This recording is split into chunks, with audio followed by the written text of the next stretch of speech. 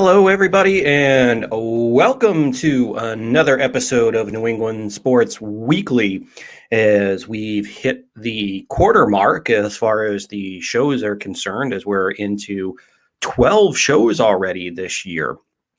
So that's exciting to be this far in, and I'm hoping that you're all joining me and enjoying the show, whether you're on the live stream here tonight or any of the other nights, or if you're enjoying it on Spotify or SoundCloud and enjoying all this wonderful sports talk and getting to know me and just kicking back and enjoying. Maybe you're enjoying a few adult beverages there, having a few beers or whatever you enjoy to drink, and enjoying everything as we go along here.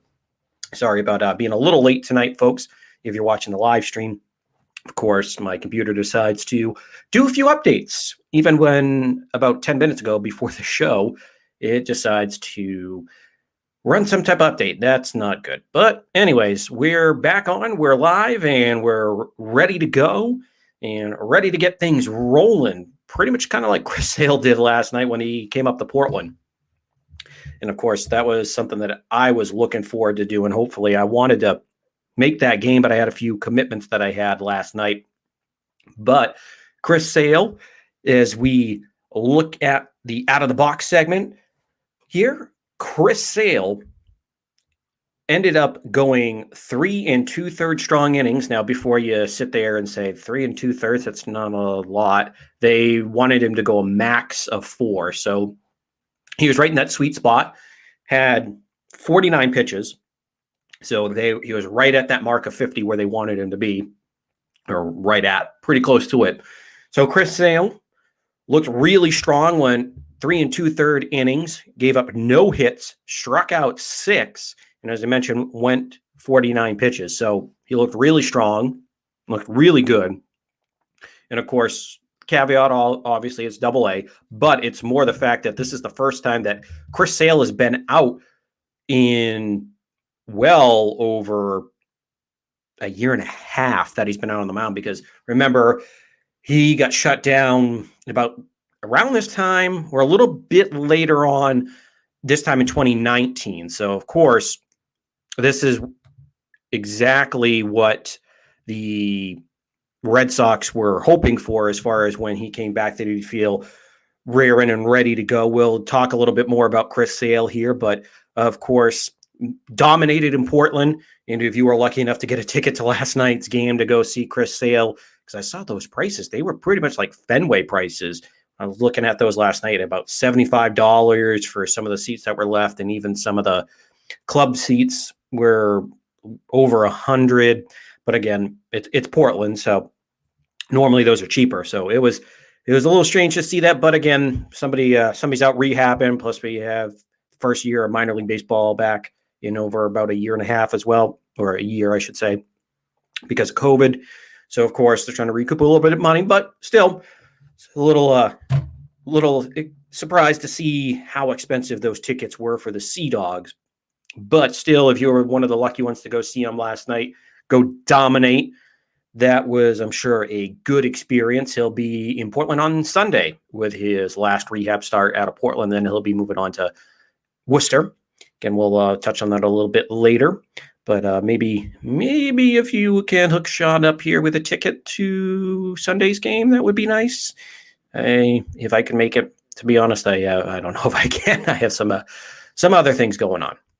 But also in the Red Sox news, it was Jarren Duran's first major league experience, is where we left you off before last show. He got called up and was getting ready to face the New York Yankees. Now, a few weather delays pushed that back, but he finally got in on Friday night, and he promptly took the first pitch he saw and singled into center field. So Jarren Duran also got his first major league home run against Toronto on Monday night on the first game of that series, an opposite field shot.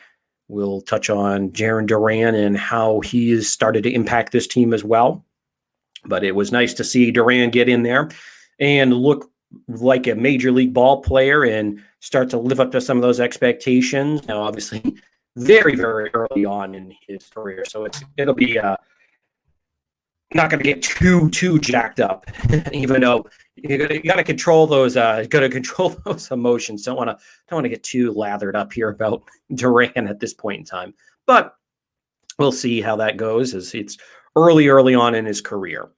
And of course, the Red Sox have not exactly played their best baseball between the last couple series of the All-Star break and that series against the New York Yankees, as they've dropped 3 series in a row. They've come out, played the first game of the series, have had a few knockout blows in those first couple games, but then they've come back and lost the series against Philadelphia, New York, and going back to the series in Anaheim before the All-Star break as well. So things haven't been exactly as smooth as they have been going all season. Again, it's baseball, but still a little concerning there, as well as we will take a look at Stephon Gilmore later on in the show. Speaking of concerns, if you're a Patriots fan, I'm sure you want to see Stephon back on this squad, especially with the loaded defense, or the potential loaded defense that they have, with all the offense, with all the offseason moves that they made, especially Matthew Judon and bringing in Jalen Mills, loading up the secondary, bringing back Kyle Van Noy. So if you're a Patriots fan, this is something, monitoring this contract situation.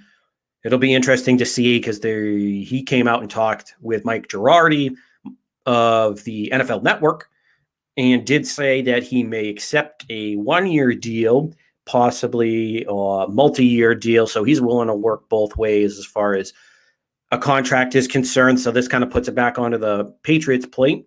We'll definitely get into that as well. And in other Patriots news, the Patriots have signed all of their rookie class. They signed their prized first-round draft pick out of Alabama, the quarterback, excuse me, Mac Jones. Getting a little choked up thinking about Mac. He's the quarterback. But anyways, he was the second to last, but the biggest chip to fall as far as the rookie class was concerned. And their second-round pick, Christian Barmore, the defensive lineman, who was a first-round talent, and many expected him to go with that last pick or so, that last couple picks, maybe sneak into the top 20. But again, he was a talented player that fell to number 38 for the Patriots. So they were able to get his contract all situated.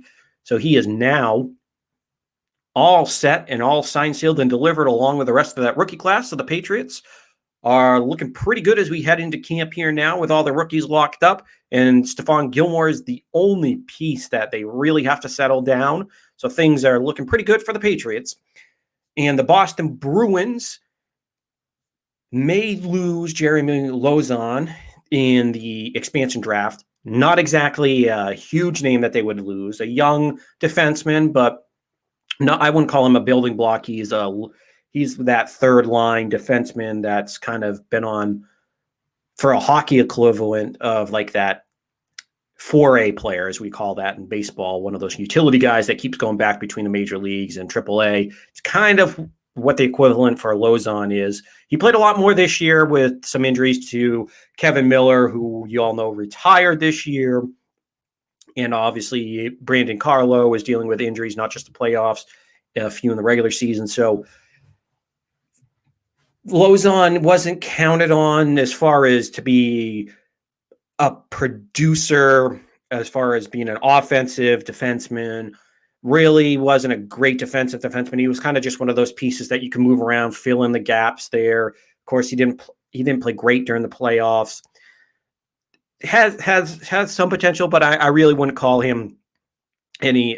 This really isn't a big blow to the Bruins if they do end up losing him, as that draft actually is technically going on right now. Is some of the higher level parts of the draft got actually leaked out earlier today. We'll take a look at that later on in the show and see what the Bruins will be looking at losing here, and maybe some of those other free agents that are going to be potentially looming out there. So we'll take a look and see what the Bruins might be dealing with, as we're not officially into free agency season just yet, but there have been some other rumors, including their Bruins' very own Taylor Hall, who, as you all know, made comments towards the end of the playoff run there.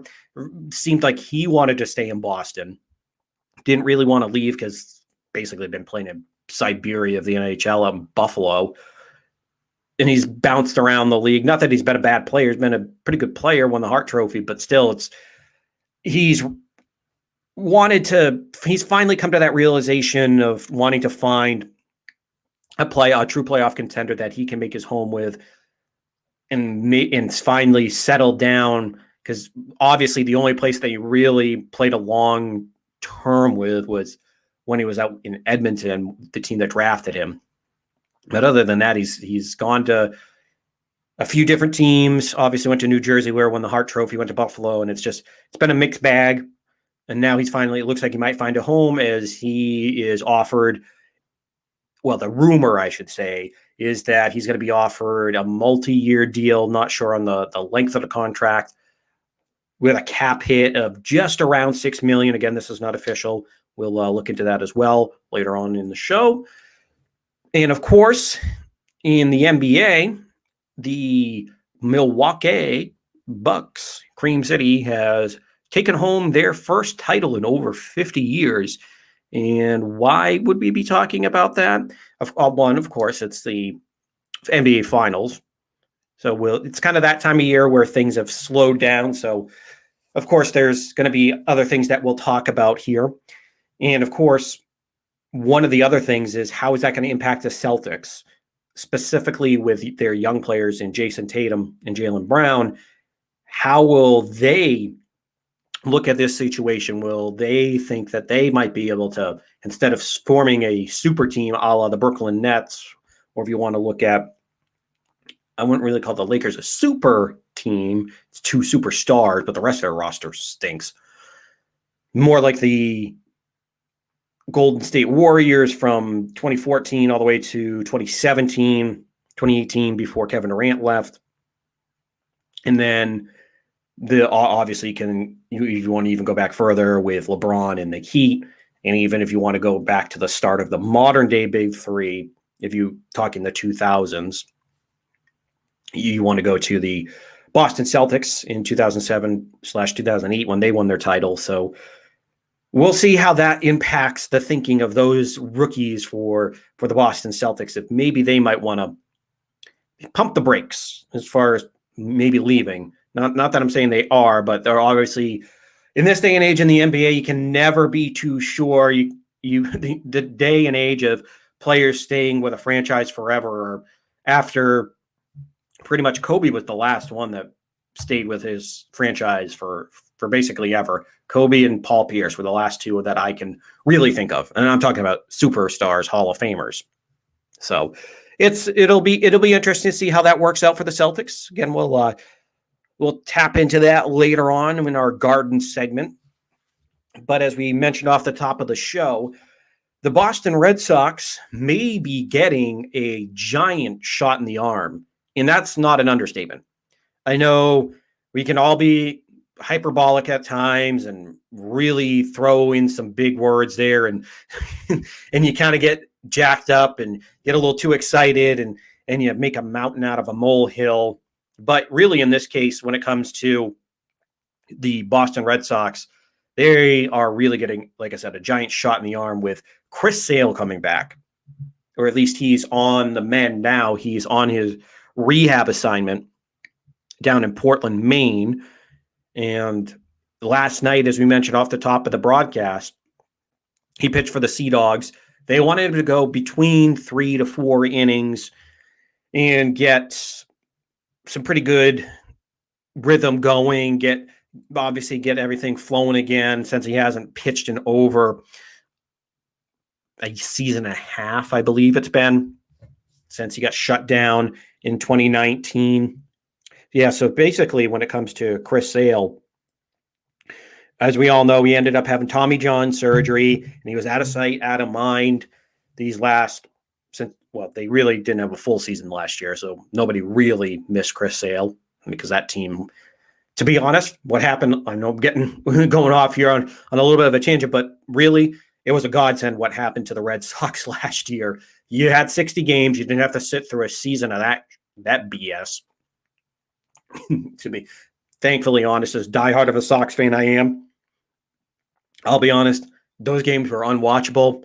I'd tune in for the 5 minutes and I'd be like, yep, they're already down 5-0. Wow, they're getting shelled. Oh, Chris Godley? Who is that? Oh, he pitched independent ball. He's been basically a popcorn vendor. Oh yeah, no thanks. I'm good with that. Don't want to deal with that. So so obviously with not him being out of sight, out of mind, that team being out of sight, out of mind, kind of last year was a wash.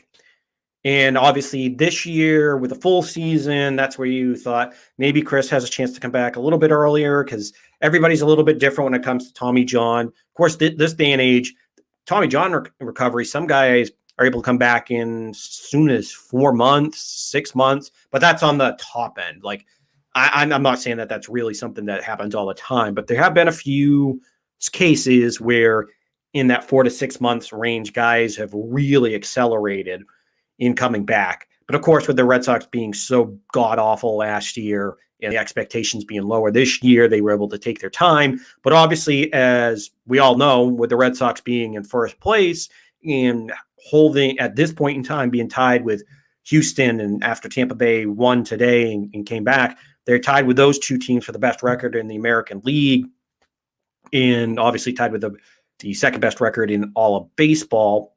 So really, as the expectations started to grow and grow, and with Chris Sale being on the shelf, but everybody having the back of the mind, when is he going to come back? How well will he look?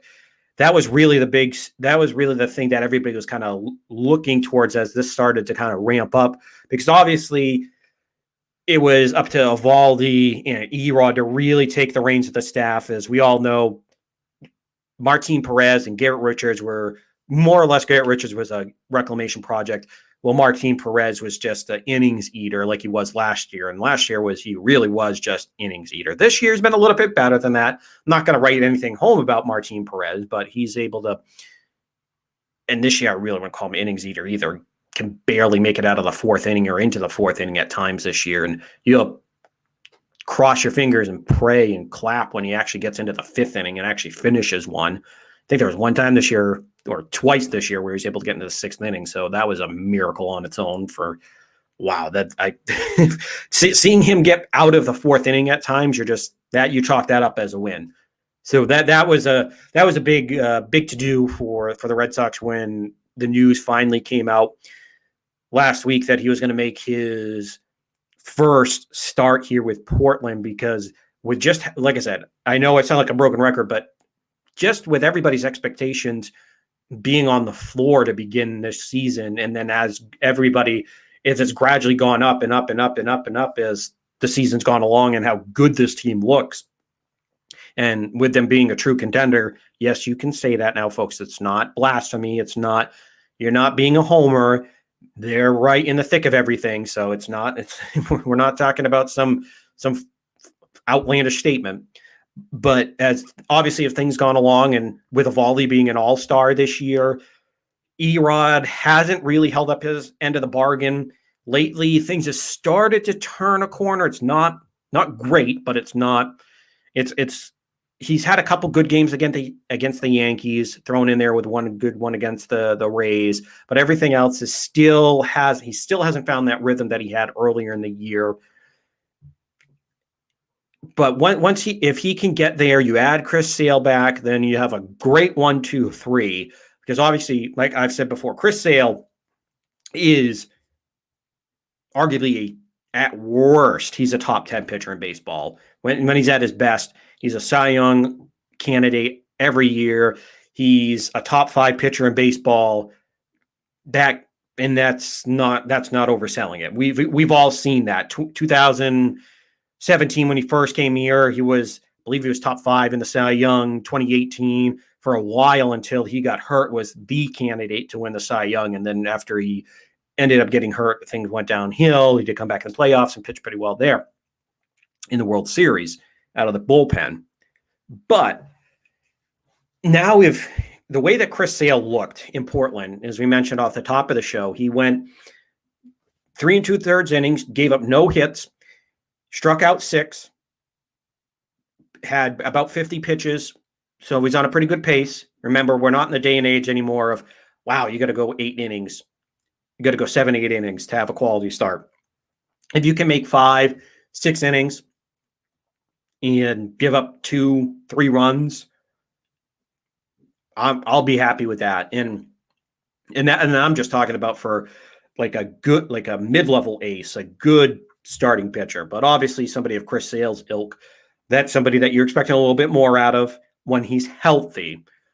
Now that you've seen one good start, obviously you just got to take baby steps. So when he's scheduled to go again this Sunday, again in Portland, and then he'll go up to Worcester.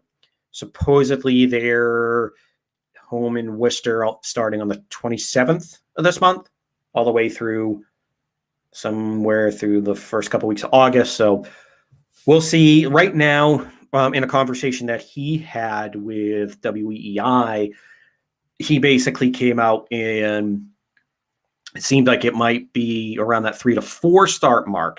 He didn't really say that's what it's going to be, but just kind of the insinuations that he made, it sounds like maybe 1 in AAA, maybe 2. I can't see it going past 4 total rehab starts. Because he came out today, and we'll pull up the quotes here in just a second, but he came out today and was really fired up, was talking glowingly, not really about the fastball or any of that. I mean, to be honest, the fastball was sitting around 96, 97, got up to 98. And the video that we'll post out on the Twitter account, which shameless plug is at NE Sports. So N as in Nancy, E as in Edward, NE Sports weekly on Twitter. Always send us questions. Really love the interaction there. Gotten a few from you here and there. So I'm glad to see that. But anyways, we'll post that. We'll post the video of Chris Sale out on Twitter. So because we can't show it live, can't do it with copyrights. Twitter, they'll allow us. But he looked really good. Everything, like I said, velocity was there. The movement early on was there. But he was more getting up and giddy about just his health, what he's done.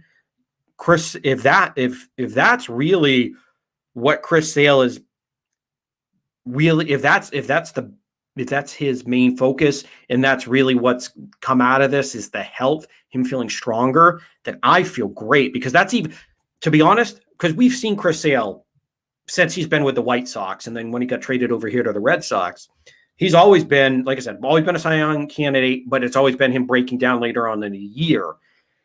And it's, to me, it's been that what he came out and said today was really, I think, what the turning point has been for Chris Sale. Give me 1 second here.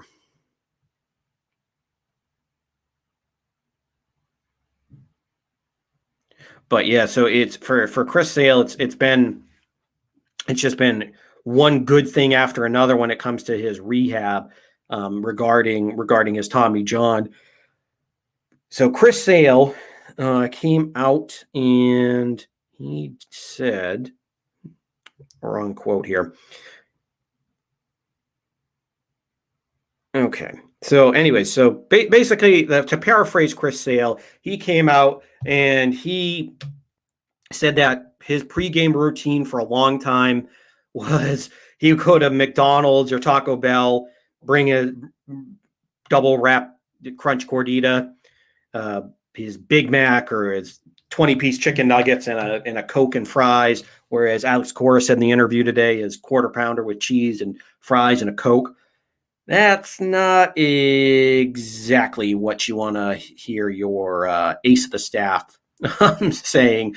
He's on. That's more the Ben Roethlisberger approach when it comes to to your diet. It's not exactly the Tom Brady approach where you're eating, let's see, no nightshades. You're eating avocado ice cream. you're swearing off tomatoes. You don't eat strawberries. It's really you're not eating anything besides a lot of clean protein, vegetables, and things like that. So it's been a little bit different. So Chris Sale basically he came out and said that he really hasn't. He stopped eating McDonald's. He stopped eating Taco Bell. He stopped drinking, which good on you, buddy, because it was the pandemic that you quit drinking through, and that's where the alcoholism has gone up. How many stories have we heard about people just drinking their way through this pandemic? And to be honest, I mean, good for you if you were able to do that. I mean, I can't say that I was like pounding 3 beers every night and something like that. It wasn't that bad for me, but it was nice to hear that he basically changed his diet. He's added on muscle, because at one point he was at 195, but for him that was fat. I know for a lot of us 195, I'd like to be down to that now, to be quite honest. But with Chris Sale, he dropped pounds. He's back up to, he said, about 184, 185 with muscle. Everything's feeling great. He's felt the best that he has. And of course, with him changing his diet, with him no longer drinking, with him changing everything and taking care of his body a little bit better. And if you're throwing that well, now obviously you have to see it over time, because we all know the story of the Chris Sale, that he'll go through a whole season. And then once you get to August, things start to tail down and things start to unravel for him a little bit. But if he's able to actually go through a whole season without breaking down, and I know we're only going to have 60 game stretch here once he comes back, but point being is that he's strong now. If he's coming back now and he's healthy to make it through this stretch run, then basically you're getting the Chris Sale that you used to see in May, June, in the beginning of July, before things started to fall off, before he started to get injured.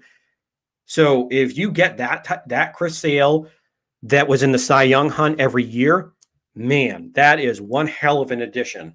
And even Alex Cora today in the interview basically came out and said that they're not going to consider this like a trade acquisition. So that's even better, because I know a lot of people were out there throwing around, well, they don't have to go trade for a starter. They don't have to do this. They don't have to do that as far as the pitching staff. But to be honest, if they don't think that it's an addition, it's just more if they signed like a street free agent in Chris Sale, then that still tells you that they're going to do a lot when it comes to the trade market. Well, I shouldn't say do a lot, but they're still going to be active in the trade market come the end of this month. So we're only about 10 days away from that trade deadline. So if they're still so ready to attack the rest of the schedule and he came out and basically said that they're World Series contenders, then if they think that way and they're not just going to settle on, well, we got Chris Sale back and that's enough.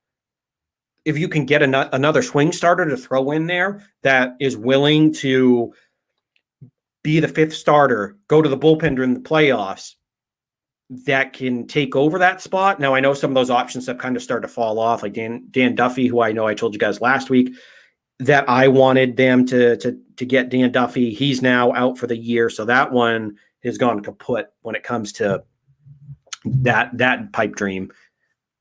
But I still like to see him get Danny Santana, by the way. But anyways, you're still looking at adding Chris Sale. You have Tanner Houck now. And then if you can get another swing starter, man, you really bolstered that rotation and you have a number one ace that's going to be the best acquisition, or those two acquisitions. And even if you want to throw in Tanner Houck, that's going to be better than anybody that you're going to be able to go out there and trade for, because it's not like you're going to go get Braxton Berrios, who a lot of people have gone out there and said is available. But of course, Braxton Berrios is a young ace for the Minnesota Twins. Not super young, but still in his prime, 26, 27, 28. So you're still going to get one of the better pitchers with some arbitration years left. So of course, you're not going to get him for a song and a dance. It's not like Michael Chavis and Bobby Dahlback and a bag of balls. Minnesota Twins are just going to roll over and say, yeah, take it. And of course, with like I said, Dan Duffy's gone. So you're kind of running out of some of those options out there. Maybe you look at Marquez out of Colorado, but again, with some of the injuries, his price tag has probably gone up a little bit. So we'll see what happens. But if you can find one of those starters, and with Chaim Bloom, with how well we've seen him mine other teams' farm systems, finding those diamonds in the rough, finding those mid-level prospects, or taking a major leaguer that had promise, a la Nick Pivetta, if you can find somebody like that, or maybe this year's Nathan Eovaldi, who can come in and be the swing starter, then man, that's going to be a great rotation. And that's going to give this club a shot in the arm, which right now they need that shot in the arm, because they came out of that All-Star break and they came out flat. Yes, they won the first game against the Yankees 4-1.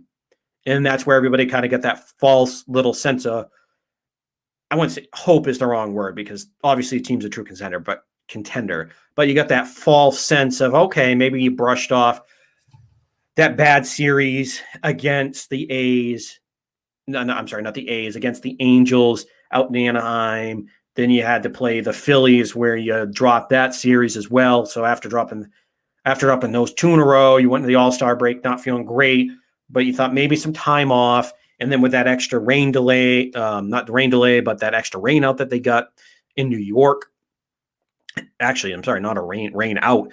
It was because of COVID, since the Yankees had 6 players that ended up testing positive. They had to delay that game and postpone that to later on in the year. So basically, when it comes to the Red Sox, they kind of came out of the gate hitting a dud, because they ended up getting pounded on Sunday Night Baseball. And then the Saturday game, they lost that as well. It really looked flat. The only good thing coming out of that was Jarren Duran made his major league debut, did get the first hit of his career on the first pitch he ever saw off of Garrett Cole. So good for you. You're able to go up there against, you can make fun of him all you want with the spin rate stuff and spider tack, and trust me, I will. And for Pete's sake, trust me, I'll be over his ass all year long with that. Being a Yankee doesn't help his case either. But I still do respect that he's one of the best pitchers in baseball, arguably the best pitcher in the American League. But still, Duran went out there, took the first pitch he saw, singled that into center field. But really, that's all that you're going to see. Really, that's all that it was over that weekend, was Jarren Duran making his debut, that the COVID marring the series, the Red Sox only taking game 1 and they dropped 2 games. So you gave the Yankees a little bit of hope, which you didn't want to see. You wanted to basically bury them and make sure that they were going to be pretty much in an early grave, so to speak, as far as their playoff hopes were concerned. But you gave them life, and now as we speak here today, they're 7 games behind the Red Sox, 7 to 7.5 behind Boston. Now you do have a 4-game set starting tomorrow, so you can get a little bit of revenge. Not that things have gone horrible for the Red Sox. Obviously, they started off 7-0 against New York. So right now, to quote Pedro Martinez, the Red Sox are the Yankees' daddies. Kind of paraphrasing, manipulating the quote there, but you get the idea. The Red Sox this year have just owned the Yankees. They've done really well against this division, which is what the Yankees have not done. The only team that they're over 500 with are the Baltimore Orioles, which, I mean, come on. I mean, my 25 and over men's league that I play on, that Baltimore Orioles team, that's who we are. We might have a shot against Baltimore. All right. Maybe I'm being hyperbolic now, but you catch the drift. They're bad. The real Orioles are bad. So obviously the Red Sox have played a lot better against the division. The Yankees haven't, but the Red Sox came out a little flat as we come into the All-Star break, as we came out of the All-Star break.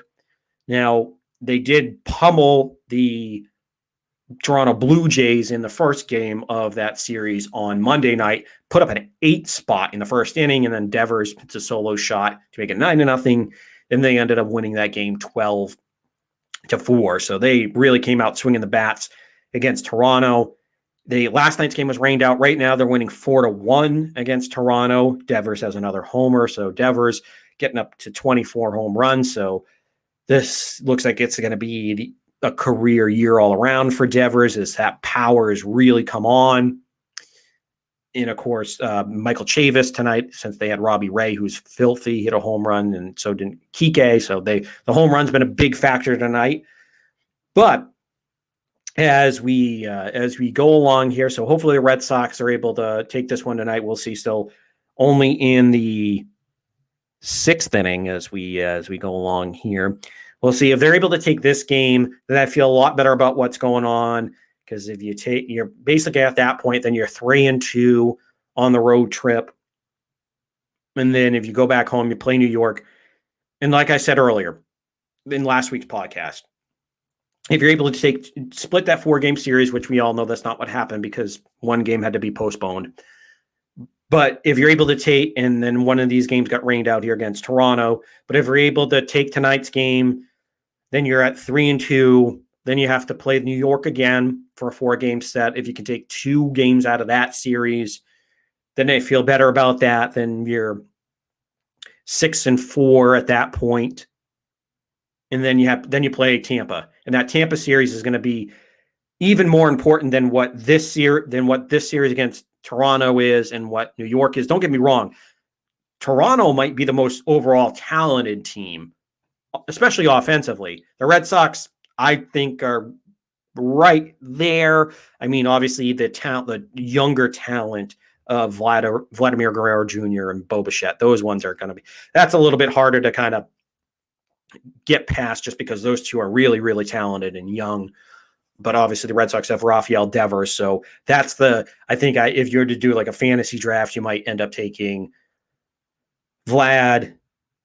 If between these two teams, anyways, you may take Vlad, then Rafi. Then for me, just maybe the age of Bo, but I do like Rafael. I'm sorry. Xander Bogaerts is right there. He's not as young as Bo, but really these two teams, my point being is they have a lot of good young offense, and Toronto does, and Boston does. So even as talented as Toronto can be, and with how good Robbie Ray has looked as of lately, you still Tampa, they always amaze you. They may not, obviously now without Tyler Glasnow, they don't have their ace. They went through a rough patch, but they're starting to turn things around. They're only half game out from Boston tonight after they came back and won.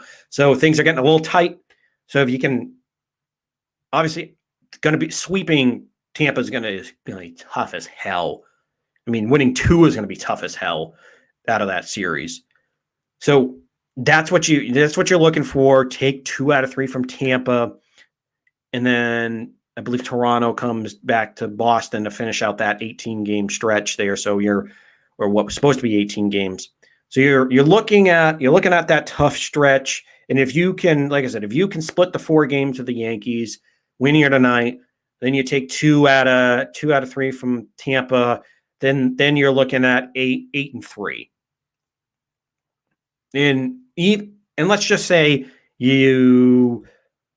let's even say the worst case scenario here, you only win 1 against New York, which, trust me, that would be bad. But if you come back and you're able to take 2 out of 3 from Tampa and you're 7-4, that I like that. I like that better. Tampa's the one that you really, really can't afford to lose any games to, or can't afford to struggle against, just because they're nipping at your heels. They're one of those teams that aren't loaded with superstars, but just that, I hate to say Moneyball approach, because it's a little bit different, but kind of in the same vein. But basically that Moneyball-esque approach that Tampa plays, especially in the pitching that they have, it always amazes me. It just seems like, oh, Tyler Glasnow goes down. Well, we lose Charlie Morton. Well, guess what? We have about 5 others down the minor leagues that you don't know about, but they're going to come up and play a big role. That's how it always is with Tampa. So we'll see how that goes. But if you can make it through this stretch and come out of this at worst 7-4, you really don't want to go 6-5 in the stretch, because that's gonna mean you're getting beat over the head by the Yankees and the Rays. But at worst, if you can come out of the 7-4, then I'm feeling better about this. And of course, we will touch on it a little bit here. Is that Jarren Duran and Tanner Houck got called up. Now Duran has looked pretty good. Of course, and even though he's put up not Hall of Fame numbers in your first week, he hasn't looked lost. That's the best part. He got his single on the first pitch. Then he had an opposite field home run, got his first home run out of the way up in Buffalo playing the Blue Jays. He has worked the count well, though, even though other than that, those have been his only 2 hits that he's had. In the 3 games that he's played since he's been called up, he hasn't looked lost. They've gotten him out on a couple high fastballs in his other at-bats, but he's working the count. He's getting deep into the count, so he's a patient hitter. He's not one of those guys that's up there swinging away, going down on 3 pitches. He's a guy that'll make you work. He's got one teammate call it sneaky pop. I don't call it sneaky pop. I mean, he's a guy that you heard me last week say he's a 20, 25. He's got a ceiling of a 30-plus home run guy, at least in my opinion. So he's shown a lot to me. And again, the stat, if you look at the counting stats, you're not going to be blown away by like, oh, he's 2 for 12, 2 for 14, or whatever it may be at this point. He's got 1 home run. And then he's got a single. He hasn't gotten a stolen base. So you're like, oh, maybe it's not. Maybe he's a little too overmatched. No, if you've sat down and watched the games, he's up there, like I said, working counts, making the pitchers work. And he's not up there looking at a 98 or not 98. Guys of bigger ill have struggled against 98. It's not like he's up there looking at 94, 95, looking lost. He's looked pretty good. So early on, the returns have been pretty decent. He didn't get the start tonight because it's Robbie Ray, and he's one of the best lefties at this point in time, as far as starters are concerned in baseball. So we'll see how that goes. But I'm very optimistic, and I'm still very excited here. And like I said, he's looked pretty good, and I think he'll, as he gets more comfortable and as he gets more at bats, he gets into that. Maybe not an everyday role, but as he starts to look more comfortable, which he already is, I think once he shows Alex Cora that he is here to belong, he's there to contribute and not just a passenger, then I think you'll see his starts even against lefties. You'll see those start to tick up and maybe become a 4 to 5 starts a week type of player. So that's pretty much an everyday player at that point. Once you get to the 4 or 5 games a week, it's not like you're starting 2 a week. But once he gets to that point, then which I think will be soon here. I think he doesn't show a lack of confidence, that's for sure. So things are looking pretty good for the Red Sox as far as Jarren Duran's concerned. I think they're not going to regret that. And of course, Tanner Houck, that's going to be interesting as well. I've been a proponent of putting Tanner Houck in this rotation all year long, taking over for Garrett Richards. To his credit, actually looked pretty good tonight so far. But still, I don't trust him or Martin Perez to be in this rotation long term. The only where I could see Richards ending up is in the bullpen come the playoffs, if that time comes, which I think it will. But I think that's where, after the trade deadline, seeing what you have, depending on what they do, hopefully they get another swing starter. Maybe you jumble things around. And it sounds like, hearing from Alex Cora, Houck is going to be kind of like that swing man as far as go in, not a 6-man rotation, but give a guy a day off and then go into the bullpen, come in, be not a long relief is not the right term because he's going to pitch in higher leverage situations. But like maybe if you're talking about let's just say if Garrett Richards was to get into the 5th inning, but he had 90 something pitches and they were up 3-1, or like tonight, 4-1. And they were in that situation, but you didn't want to turn it over to, at that point, Adam Ottavino, Darwinson Hernandez, Sawamura, or one of your elite relievers. That's where I think Houck's going to be when he's not starting for Garrett Richards or giving somebody a day off, that's where I think you'll see him about every 3 days or so. He'll go in and pitch those high leverage situations in those earlier innings between like the fourth, fifth, sixth inning. That's where you'll see him kind of go in and stretch out and get you to basically kind of be a bridge in between the starter and your middle relief or your setup guys before you get to the closer. So that'll be interesting to see how that works out. So things, even though things are kind of rocky out of the All-Star break, things have started to kind of turn the page a little bit here. They've looked pretty good so far against Toronto. And you have to make it through this tough stretch, this Yankee series, 4 games. That's going to be a big one. But just the way things have gone, I really like what's happening here. And obviously next week we'll we'll actually go into depth on the trade deadline here, as we're only going to be a day out of the trade deadline for the Red Sox.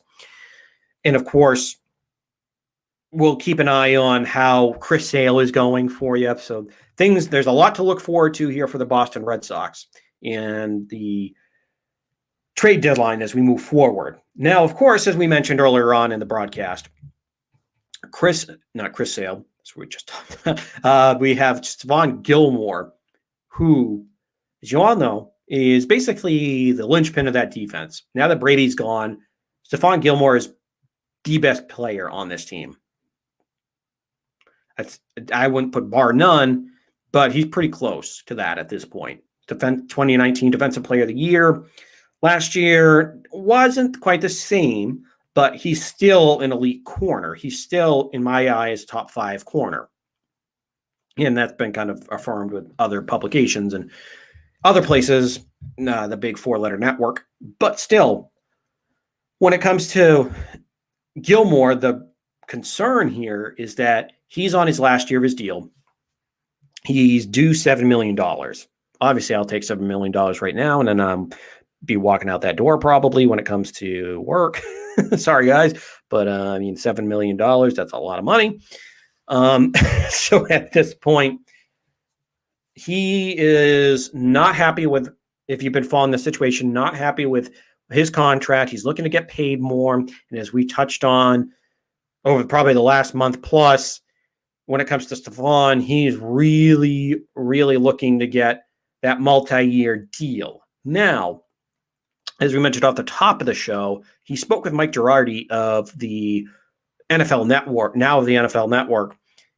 And basically, he did come out and say that he'd be willing to do that 1-year deal if that's what it would come down to. Of course, he wants to do multiple years with a pay bump. But if he can just get the 1 year with a pay bump, then he'd be happy. That's what he said. Of course, he wants his due. He's not just going to take, here's $50,000 more. No, of course he wants probably $5+ million in a bump, is my guess. But it's good news if you're a Patriots fan, because obviously you want Stephon Gilmore back. That's a no-brainer. And of course, with the free agent moves that they made, you can't afford to not have a number 1 corner. You can't afford to put the hands of this defense into J.C. Jackson, who himself is an unrestricted free agent, who, in my opinion, he is a high-end number 2. He's not a number 1 in my book. He's a ball hawk. He'll get a lot of interceptions, but he's one of those better number 2s that plays well when you have a number 1, like a Gilmore.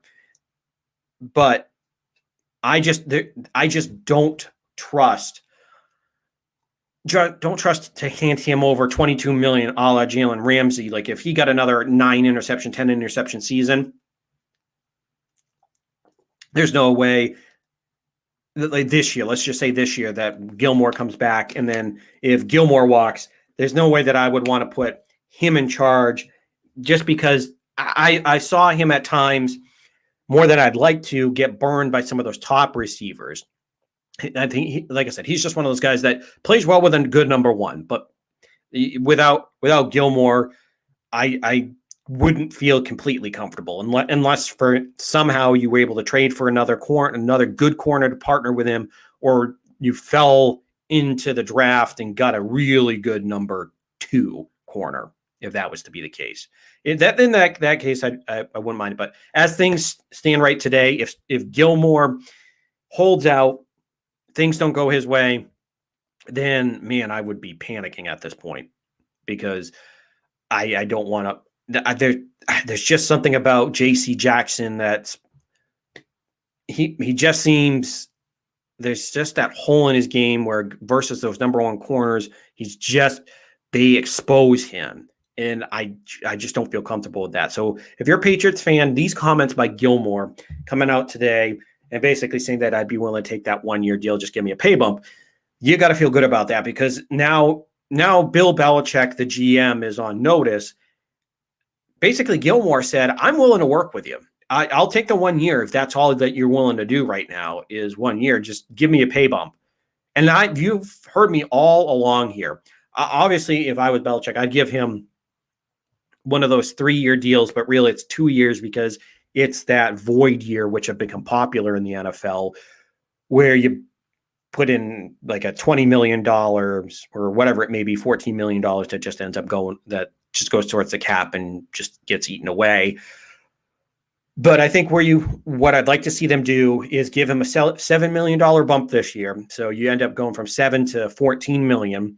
So you get right into the back end of the upper echelon corners. So you're in the double digit figures. And then as well, you give him another 14 million guaranteed. And this is all guaranteed. So you give him 14 million guaranteed for each year. So you're looking at 28 million a piece.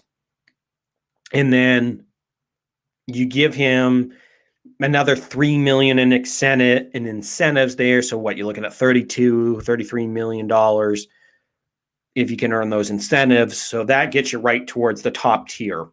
So I really like that. But even if not, give him that $7 million, another $7 million guaranteed, again, with the $3 million in incentives that he can earn.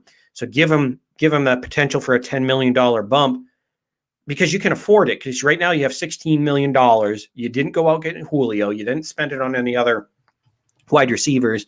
And yes, I know they spent over $250 million on talent that they brought in this offseason, but still, to complete the not that obviously he's already on the roster, but to complete the offseason, you have to make sure that he's locked in, that your number 1 is ready to go. That's what you have to do. You have to make sure that you have that number 1 corner.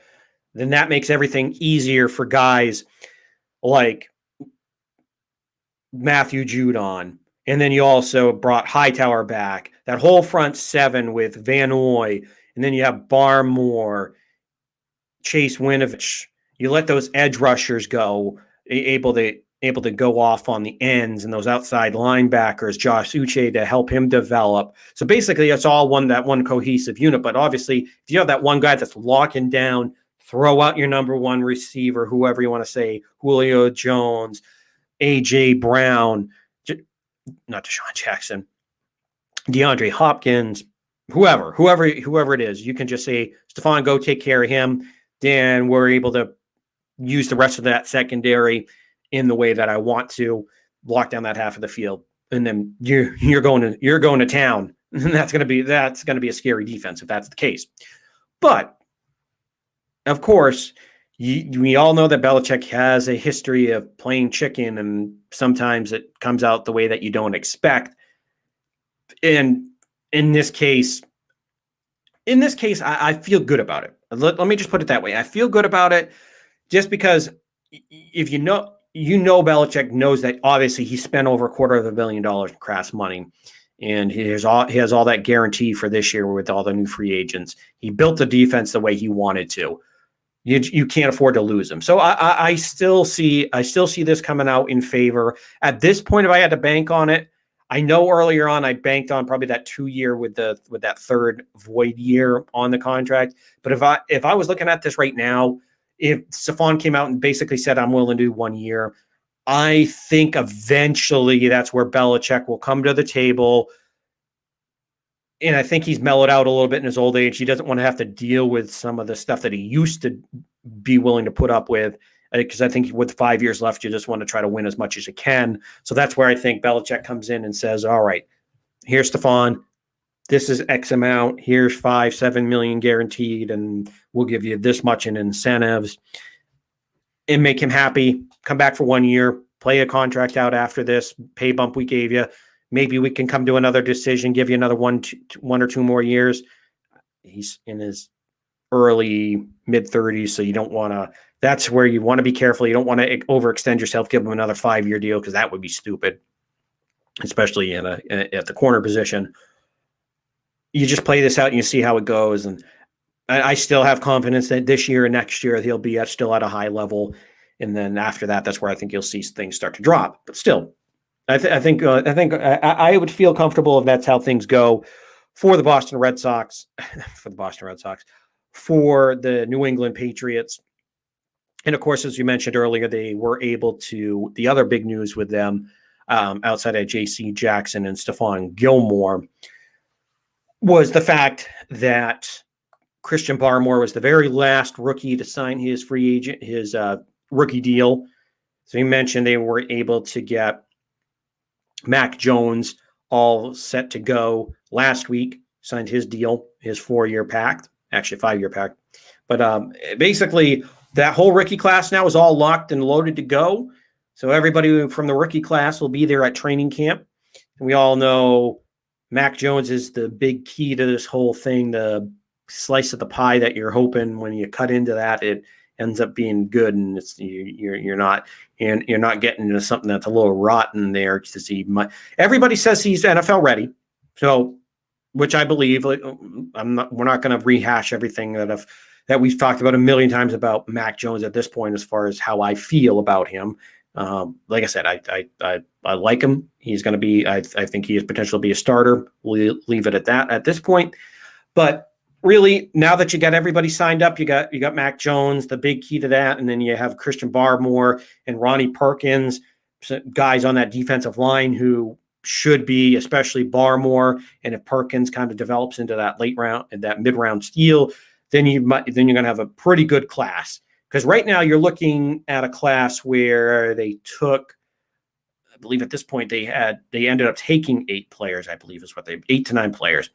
So if you, with the rookie classes, last year we'll kind of push that off to the side because that one, there are some promising in that. But I'm just talking about if you look at 2019 for the last 5 years, those rookie classes have not been great. So if these guys are all signed up and locked and loaded to go and they're in their books, and you can get Mac Jones, you can get Barmore, you can get Perkins, maybe if you really want to push it, if you can get Ramondre Stevens to be somewhat of a contributor, I'm not going to sit here and say, oh, give me 700 yards and then catch another 180 on the ground and get me 5 touchdowns.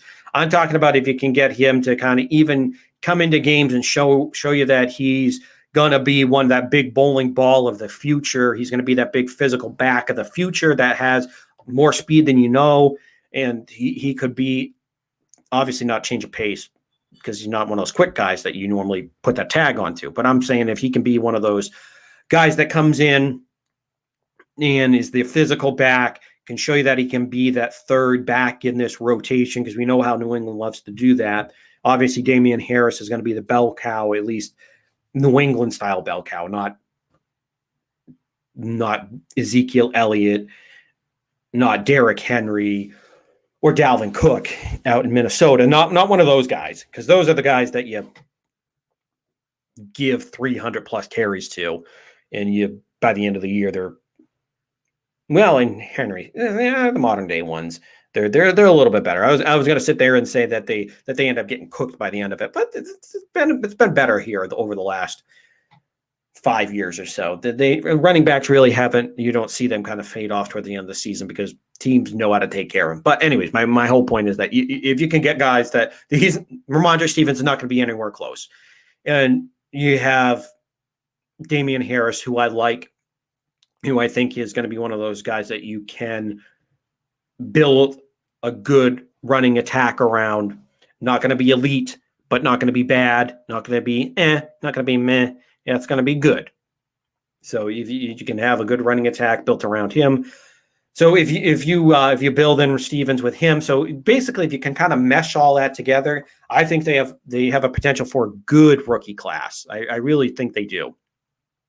Now, as far as the garden segment that we mentioned earlier on, now it has become official.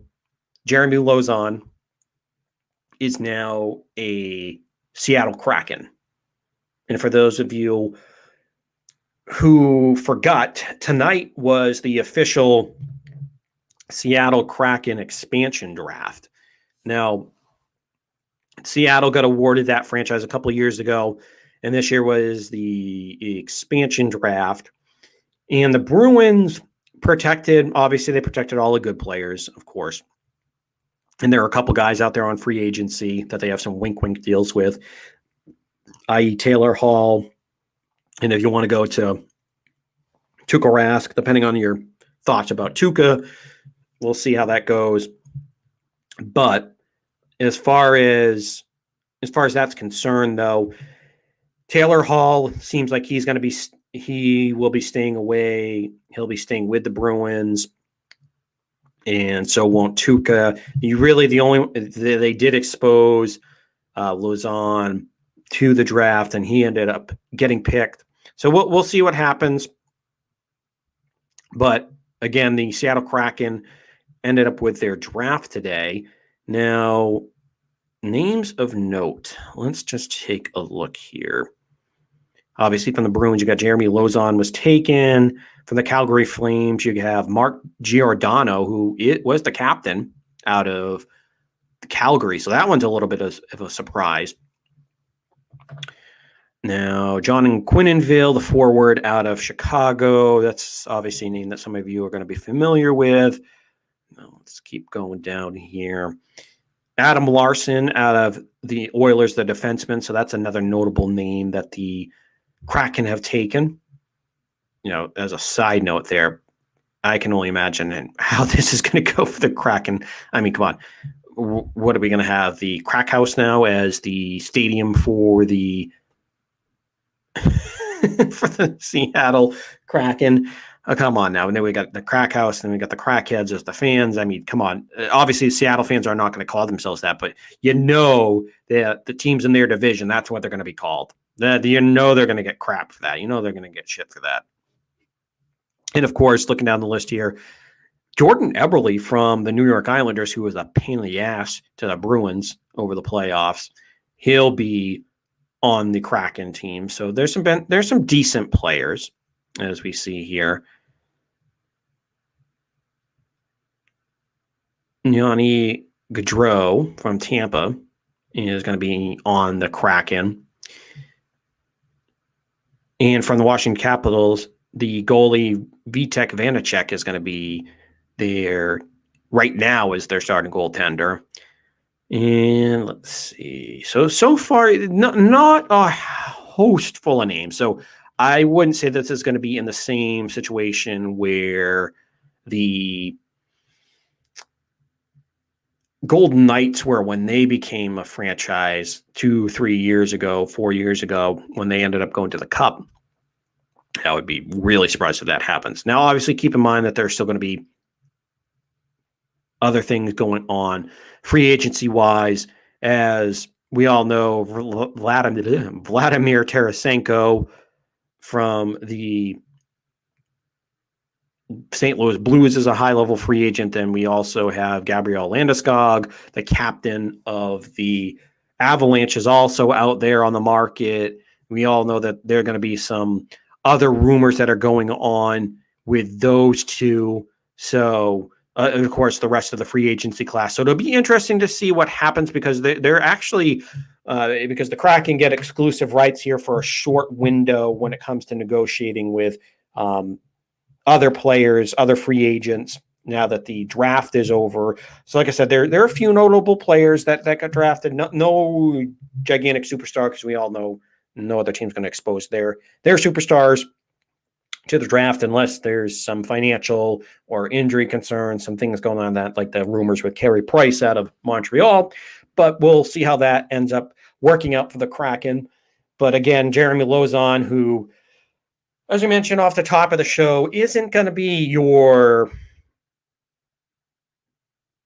anywhere near the top end of your rotation for your defenseman. Like I said, he was one of those guys that would go up and down between Providence and Boston, was a decent defenseman, would fill in for you, but nothing to write home about. And of course, in the playoffs, there was a few times that he got ridden like a rented mule at a few points. So it's not like we're going to cry over spilled milk on this one. So the Bruins got away pretty scot-free, as most of the franchises did. There, like I said, a few of those, like the Islanders losing Eberle. There are a few there that will sting for some of these teams. But for the most part, with the draft portion, nobody really of note that has really that's going to be missed, especially with Lauzon. Wasn't really surprised there. And of course, over on the other side of the garden, we know the Celtics didn't make it deep into the playoffs. That's an understatement. But in the NBA Finals, the Milwaukee Bucks ended up winning. Yes, and I know it's Milwaukee. Just having fun with it before you people go out crazy. Are you going to speech impediment? You got something else going on? No, just having fun. Calm down. But anyways, the Milwaukee Bucks ended up winning the NBA title in 6 games as Giannis Antetokounmpo, or if you just want to be easy about it, Giannis, went out there and put up 50 points in that game, which he needed to because the rest of the team really was kind of blasé. Of course, they won, but still, it was Giannis who went out there and stole the show and showed that why he won the MVP, why he's been an MVP award winner in this league, why he was a defensive MVP as well in the NBA, and why he's one of the best players in the league as well. This is something where Giannis might not, I wouldn't say catching heat for it. That'd be the wrong term. But this was something here over the last 4 years, because he's been in the league for 8 years. But ever since he's developed into that superstar over the last 4 or 5 years, the expectations have started to get ratcheted up. They've gone really sky high. Last year, they didn't make it to the Eastern Conference Finals. It was a little bit of a disappointment. And then on top of that, then you also had them making the Eastern Conference Finals 2 years ago. They didn't make it they didn't make it to the NBA Finals. So things have really ratcheted up for Giannis, but he's in that situation where he decided not to leave for a super team, to stay on his own, try to win a title on his own. And that was obviously something where there's always been the speculation where, well, will Giannis end up leaving? Will he want to go do a super team? Will he want to go the Kyrie, the Kevin Durant, the James Harden, the LeBron, Kawhi, all those guys that have gone out there and made these super teams? To his credit, he stayed in Milwaukee. He stayed there. He said that's what he's wanted to do. And even after winning, he came out and said that he didn't. And this was heartfelt. And I'll give him that credit as well. He didn't come out there and it didn't sound like a bunch of BS out there. Like it didn't sound pre-rehearsed like LeBron has. If you can tell, I'm not a big LeBron fan. But he didn't go out there, pull that whole thing out of his bag where it seemed like it was all pre-rehearsed. He went out there. This felt like it was real emotion, that this was really what he wanted to do. He mentioned that he didn't want to take the easy way out. He didn't want to go make a super group. He said that he had his chances, but he didn't want to do that. He wanted to stay in Milwaukee. He wanted to do it his way, which I really do admire that. Because not that some super teams can be fun to watch, but when it's like, oh, there's 4 super teams and then the rest of the league is trash. You need to have a little bit more competition going on throughout the rest of the NBA. So this year in this finals with Milwaukee and then with Phoenix, with those 2 teams playing the way that they did and making the finals, I know there's going to be some caveats out there with the injuries. LeBron and the Lakers didn't make it. The Clippers didn't make it. Then you had You had injuries to the big three out in New Jersey with the Nets, or in Brooklyn, I should say. So it's really been one of those years where, yeah, you can throw some caveats at that, and sure, we can discuss that. But still, Giannis has failed to get over that hump. You had a good Atlanta team that they had to deal with that was red hot.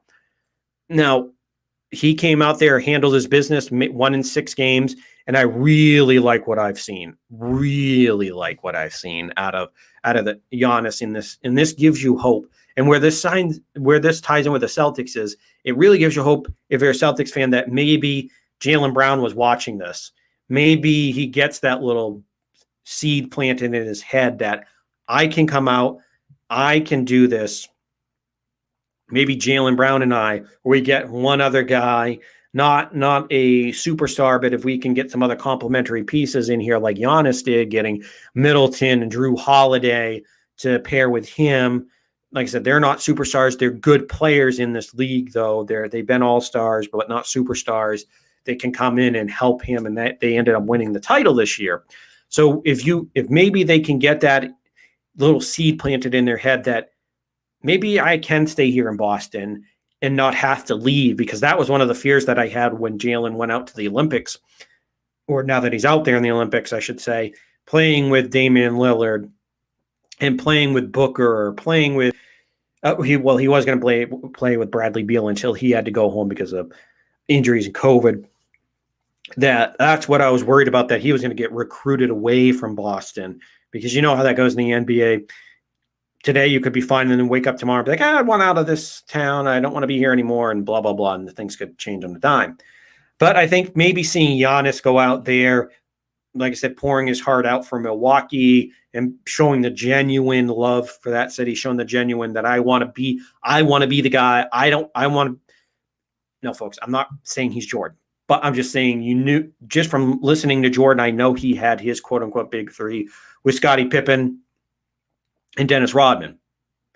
But it's not Pippen. Yes, he's a Hall of Famer, so isn't Rodman, but they're not. This isn't what you see today with Kevin Durant, Harden, and Kyrie, who are top 5, top 10 players, top 15 players, all on the same team. You're talking about when Jordan, you're talking about with Pippen and Rodman, where you had top 25 guys that were in the league. So this isn't, it's not the same exact where Jordan basically, he did everything. Obviously, he didn't do everything himself, but you know what I mean? He was the alpha, the omega. He did everything. He was going to kick and drag his team to the NBA Finals after 91. That's pretty much where that switch clicked for him, and then he was the all-time best after that. Now, what my point is that Jordan had that where I want to do this basically on my own. I don't want to have to bring in, like, let's say Charles Barkley, because at the time we all know Charles was on those good Phoenix teams and with the 76ers. So he was on those teams that were good, but never ended up winning a title. So it's not like he was like, "Oh, okay, come here, Charles, and we'll team up and we'll make this gigantic run and we'll win 8 titles altogether if you added on a couple more of the Bulls." So it's not like that ended up happening. They had this all-time great super team. No, they had Scottie Pippen, who was a good Robin, but I wouldn't. And we all saw how that went when he tried to win on his own when Jordan was out playing baseball. But my point here with Giannis is that he has that in him. Maybe, just maybe we can get that with Tatum. Now, like I said, I know you can't do it on your own, and I know I just spent all that saying that Jordan kicked and dragged his team, but we all know he had Pippen and Rodman. So you still have to have those good players. You don't have to have 3, 4, 5 Hall of Famers on your team. You don't have to be the 86 Celtics like those teams. Have 6 Hall of Famers on your roster. But the point being is that maybe this is good for the Red Sox.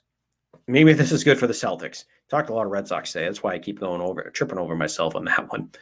But if you can get that into his head and get that into Jaylen Brown's head, maybe they can sit there and be just start to think about things and maybe think that we can do this. So that's the part as a Celtics fan that I was really most excited about. So that's really what, as a Celtics fan, that I was excited to see last night. So I'm hoping good things here moving on in the future. Now, as we close out the show here, our little things segment is going to be just touching on the Olympics, which is going to start this week. Now, I know obviously we might mainly touch on New England sports. We'll have a few shows here and there where we'll expand things. Now, the Olympics is going to officially, well, technically it's already started, but the official opening ceremonies will be Friday night our time. That's when they'll air, but they'll be on during the rest of the day.